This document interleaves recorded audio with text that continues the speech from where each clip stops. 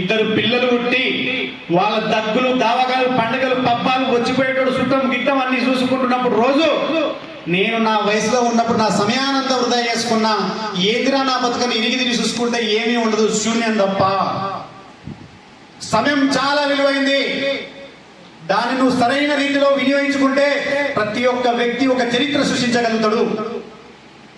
మన సమయాన్ని మనం వాడుకోకుండా ఎవరి కోసమో మన సమయాన్ని కేటాయించి ఎవరి కోసమో మనం డబ్బులు కేటాయించి అర్ధరాత్రి 1 గంటకు సినిమా పోయే నీవు నీ కోసం నువ్వు టైం ఎందుకు కేటాయించుకోలేకపోతున్నావు?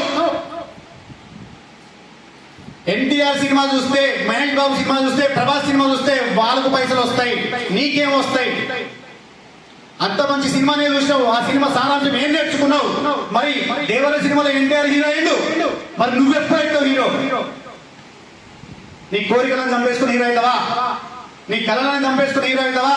నీకు ఒక లక్ష్యం లేకుండా ఒక గోల్ లేకుండా హీరో అవుతావా? ఎలా అవుతావు? ప్రతి ఒక్కరికి ఒక ఏజ్ వచ్చిన తర్వాత ఖచ్చితంగా పిల్లలు ఖచ్చితంగా చేస్తారు పెద్దలు. 26 ఏళ్ళకో 25 ఏళ్ళకో పెళ్లి చేస్తారు. పెళ్లి చేసిన తర్వాత అప్పటి వరకు తల్లిదండ్రులు మనం పోషించరు. మరి పెళ్లి చేసుకున్నాక ఏడాదికో 2 నెలలకు నువ్వు తండ్రి అవుతావు, నేను కట్టుకున్న భార్య కూడా తల్లి అవుతుంది. మరి నీ పిల్లల్ని ఏం పెట్టి పోషిస్తావు?